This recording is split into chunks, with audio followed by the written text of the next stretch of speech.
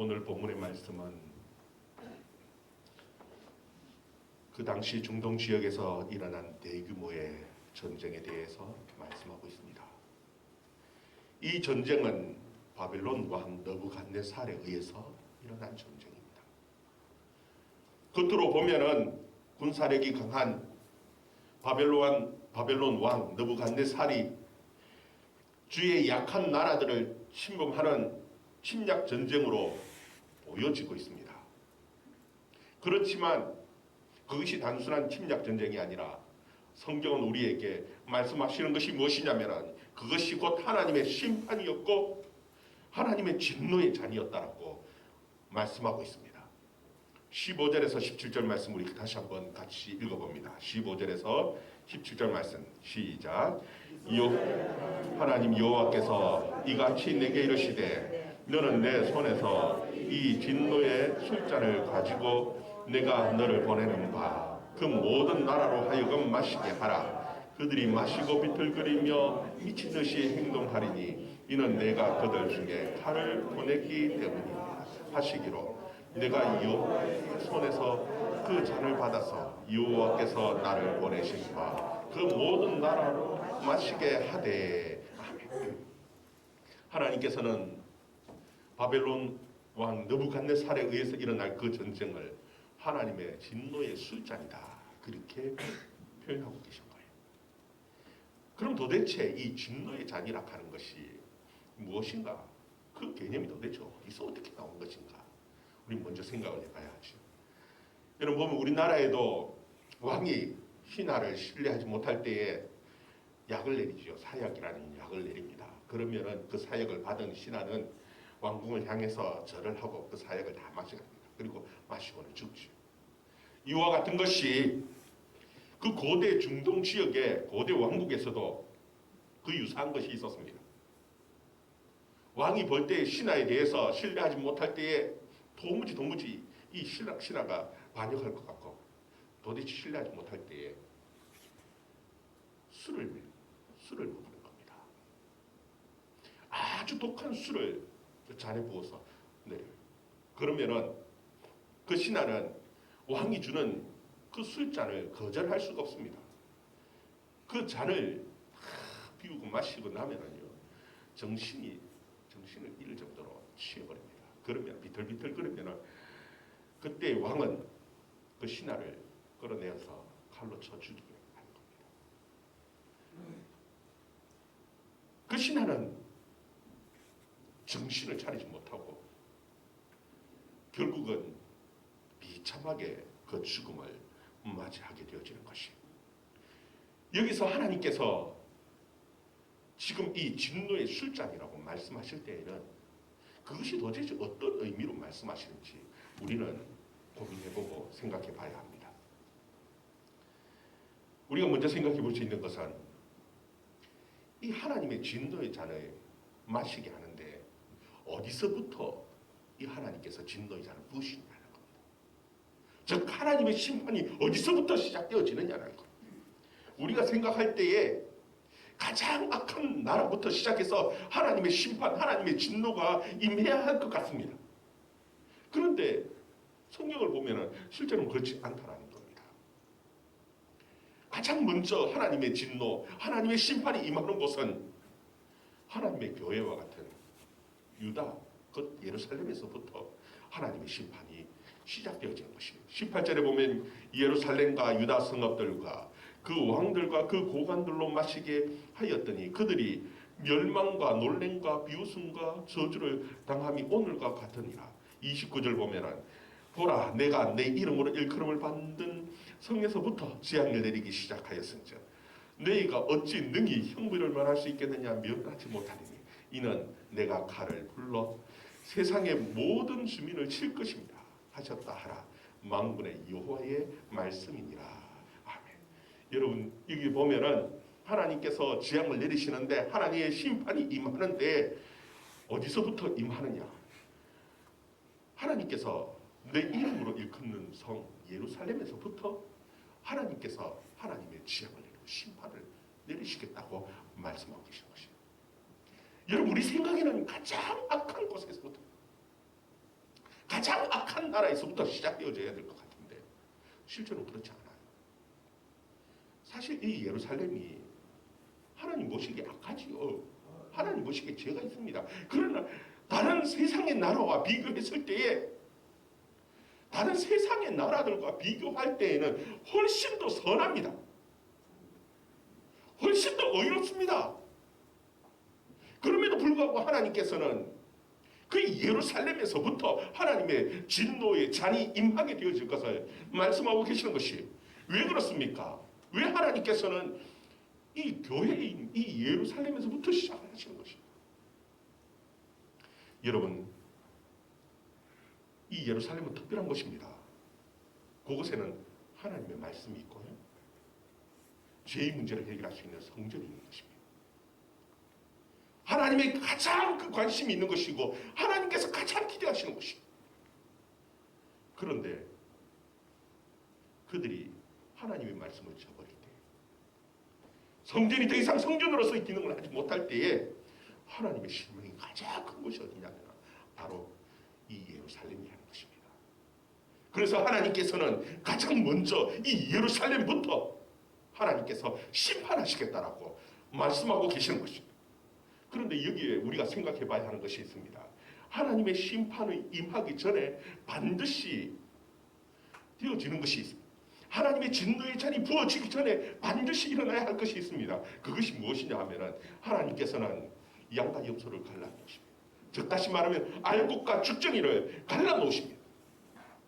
하나님께서 예레미야에게 보여주신 그 내용으로 본다면은 좋은 무화과 열매와 나쁜 먹지 못하는 무화과 열매를 갈라놓으시는 겁니다. 그 교회 안에 하나님의 성전 앞에 있는 그들은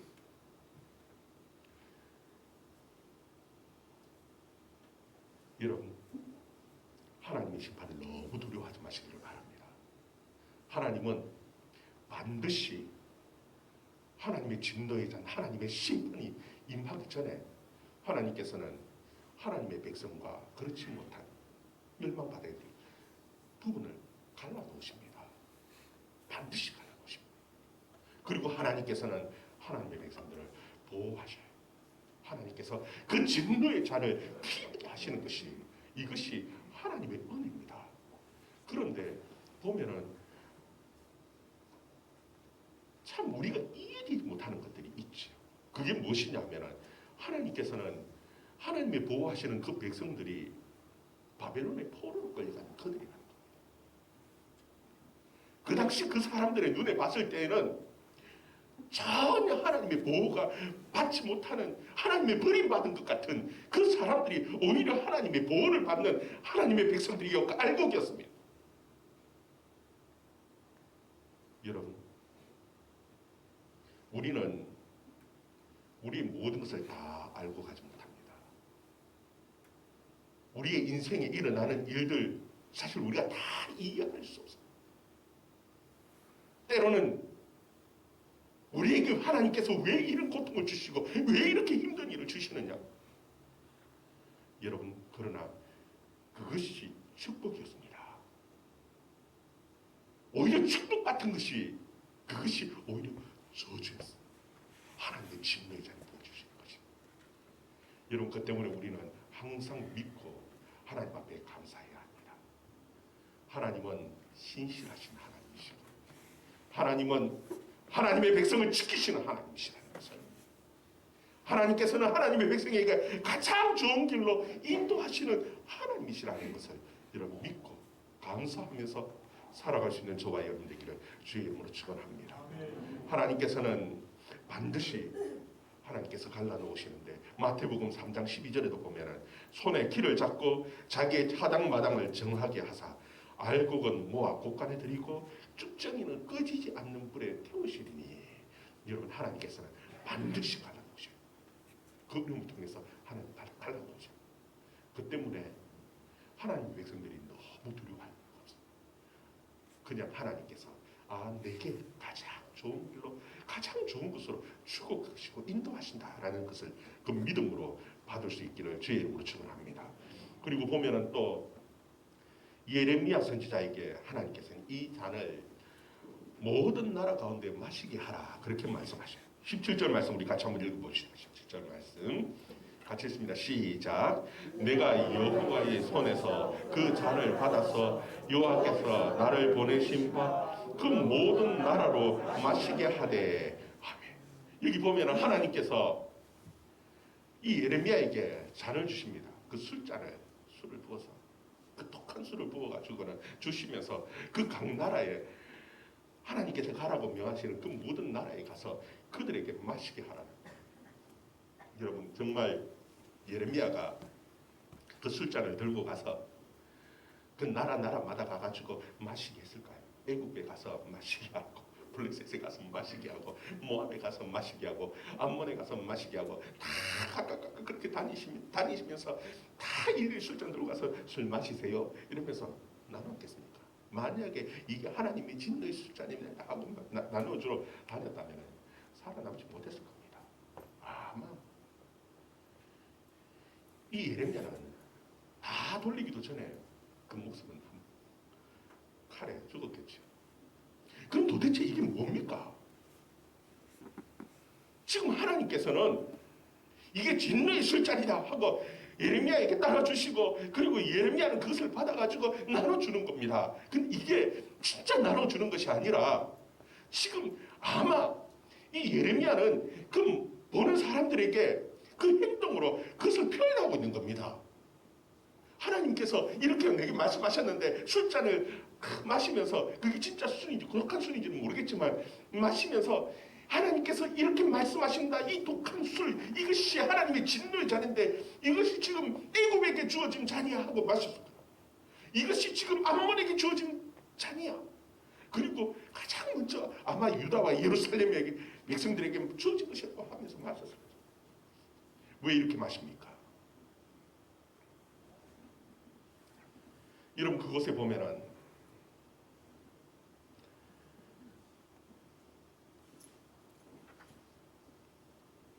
그 사람들은 안전할 것이라고 생각하는 것이 있었습니다. 그런데 하나님께서는 이 말씀을 통해서 안전한 것이 없다는 겁니다.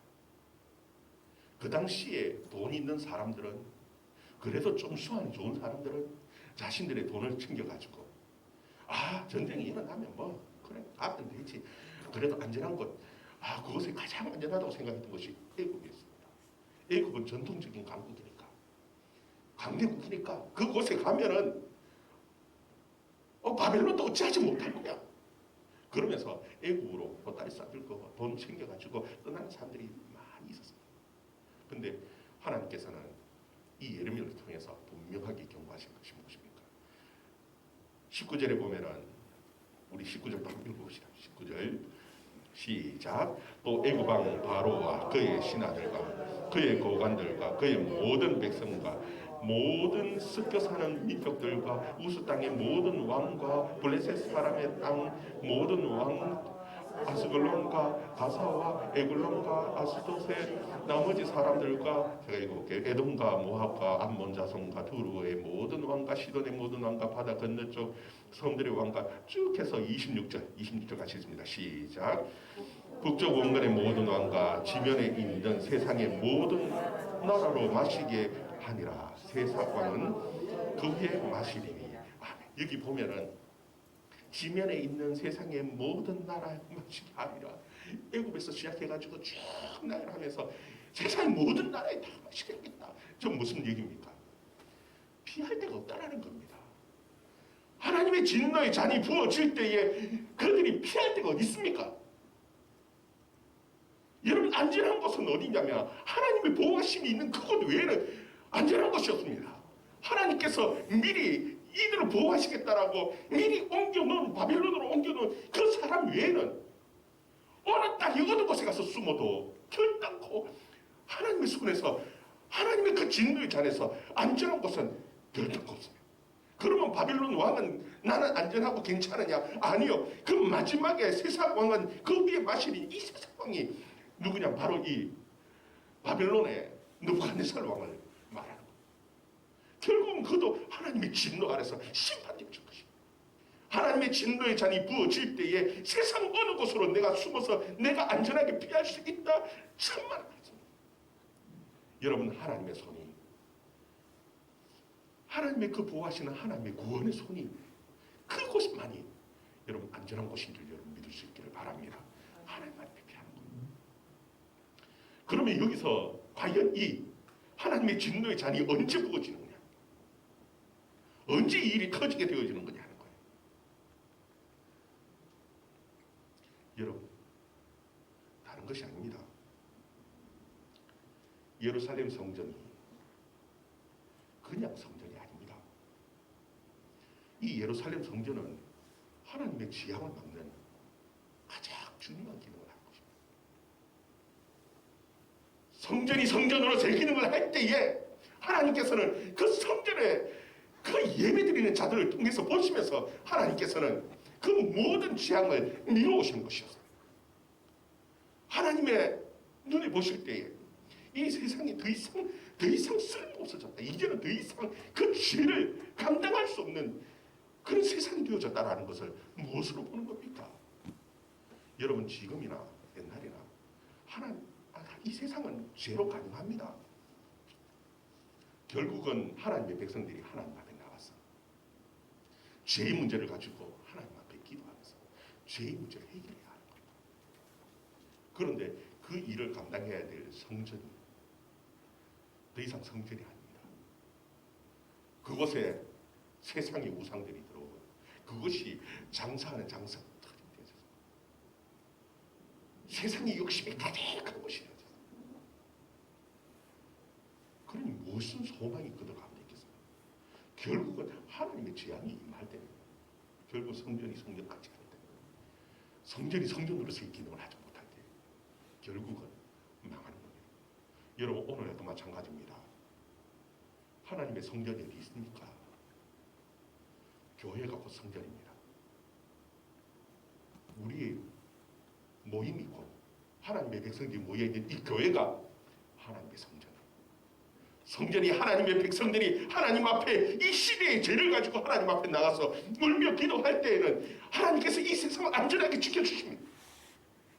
그런데 교회가 더 이상 교회로서의 역할을 못하고 교회가 더 이상 성전으로서의 기능을 하지 못할 때에는 하나님의 재앙이, 하나님의 진노의 잔이 이 세상에 퍼져요. 어디서부터요? 바로 교회에서부터 시작되죠.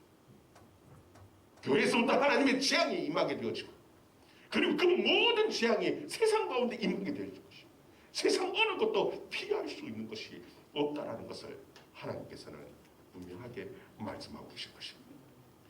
여러분, 28절 또 한번 읽어봅시다. 27절 28절 같이 있습니다. 시작. 너는 그들에게 이르기를 만군의 여호와 이스라엘의 하나님 말씀이 너희는 내가 너희 가운데 보내는 칼 앞에서 마시고 취하여 토하고 엎드러져 다시는 일어나지 말아라 하셨느니라. 그들이 만일 내 손에서 잔을 받아 마시기를 거절하거든 너는 그들에게 이르기를 만군의 여호와께서 말씀하시기를 너희가 반드시 마셔야 하리라. 아멘. 여기 보면은 하나님께서는 그 진노의 잔을 주시면서 뭐라고 말씀하십니까? 마시며 취하여 토하고 엎드러져 다시는 일어나지 말아라. 그렇게 말씀하십니다. 왜 하나님께서 그렇게 말씀하시고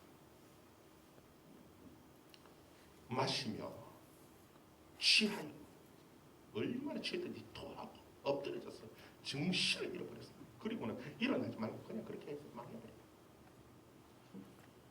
여러분, 하나님의 진노의 잔이 부어지기 시작하면 피할 방법이 없습니다. 이 말 속에는 하나님의 역설적인 말씀이 여기 숨어 있는 겁니다. 하나님이 정말 그 세상이 그렇게 망하기를 원하시는 분이 아니시라는 겁니다. 하나님께서 왜 이 말씀을 합니까? 여러분, 망하게 하려면 그냥 지향을 내리고 망하게 하면 끝입니다. 그런데 왜 하나님께서는 지금 이 예레미야에게 야 잔을 받아 마시라 하고 잔을 주고 가서 전하라 하고 왜 이와 같은 일들을 다 행하게 하시면서 이 말씀을 하고 계시는 것입니까? 하나님께서는 그들이 정말 지향으로 임하는 것을 원하지 않아요. 그 유다 백성들이 돌아오기를 원합니다. 우리는 앞부분에서 봤죠. 하나님께서는 모든 선지자로 하여금 하나님께서 경고하게 하셨어요. 그리고 심지어 예레미야에게 23년 동안 그 엄청난 하나님의 여호와의 말씀이라고 놀리는데도 불구하고 23년 동안 그렇게 성실하게 경고의 말씀을 전하게 하셨습니다. 왜 그렇습니까? 돌아오기를 바라는 마음. 지금 이제 마지막, 지금 느부갓네살 왕이 느부갓네살 원년이거든요. 이제 정권을 잡았습니다. 곧 있으면은 큰 재앙이 쏟아지게 되어질 것이에요. 뭐와 같으냐 하면은 도끼가 나무뿌리에 놓인 거라고 똑같습니다. 이제는 곧 들어서 찍어야 하는 하나님의 진노가 임할 그 마지막. 그래도 하나님께서는 돌아오기를 바라는 겁니다. 돌아오기를 바라는 겁니다. 야, 너희들 그냥 계속 그렇게 고집부리고 있으면은 결국은 망하는데, 하나님의 진노가 부딪히면은 피할 수 있는 길이 없어. 어떻게 방법이 없어. 마지막 돌아오라고 마지막 하나님께서 말씀하시고 경고하신 거예요. 여러분, 이것이 정말 하나님의 마지막 경고의 말씀이라는 거예요.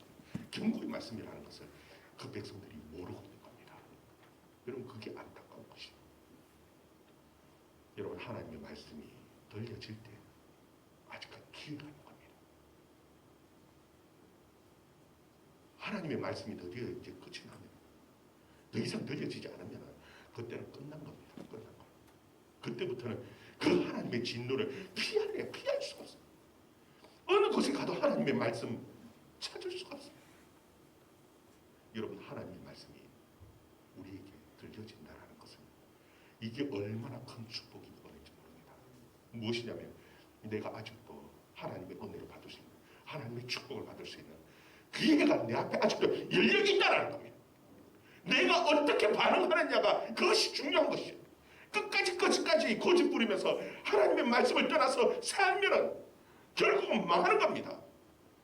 하나님의 진노를 그때는 피할 수가 없어. 그러나 내게 아직까지 하나님의 말씀이 들려주고 있다는 것은 아직까지 하나님께서 내게 기회를 주고 계신다.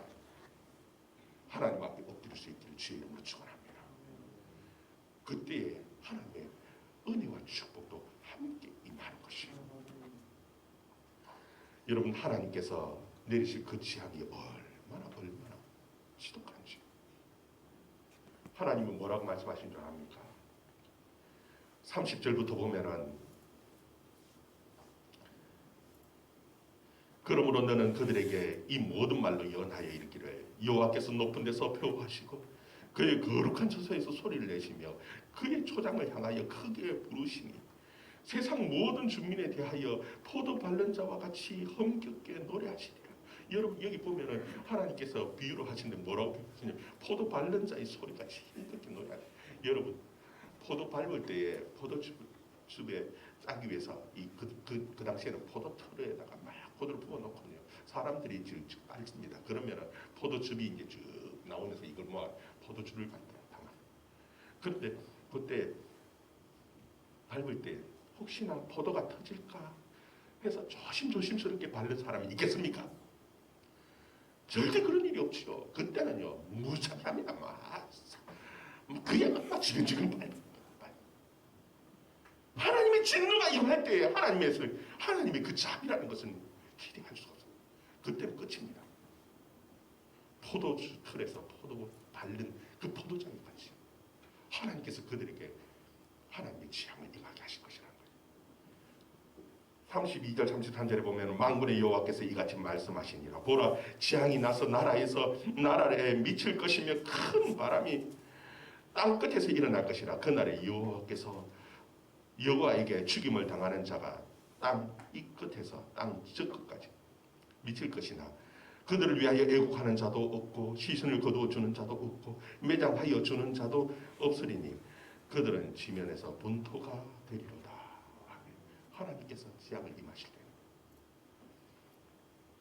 때는 얼마나 큰 지향인지, 큰 바람이 이 땅 끝에서 저 땅 끝까지 시선을 거둘 자도 없고 애국하는 자도 없고 매장해 주는 자도 없을 만큼 큰 모든 지향이 임하게 됩니다. 34절 같이 한번 읽어봅시다. 34절 같이 읽습니다. 시작. 너희 목자들아 외쳐 애곡하라. 너희 양떼의 인도자들아 제 뜸에서 뒹굴라.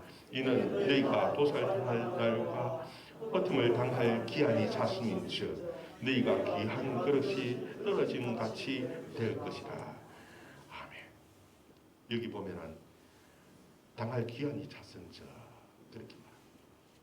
여러분, 하나님은 그냥 막 재앙을 내리신 분 아닙니다.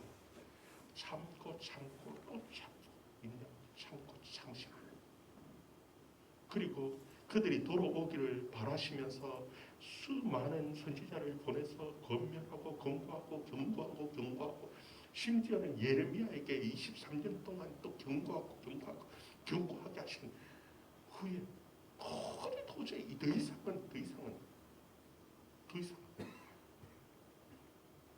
그냥 지켜볼 수 없을 만큼 죄가 작게, 때가 찰 때 하나님께서 하나님의 재앙을 부으십니다.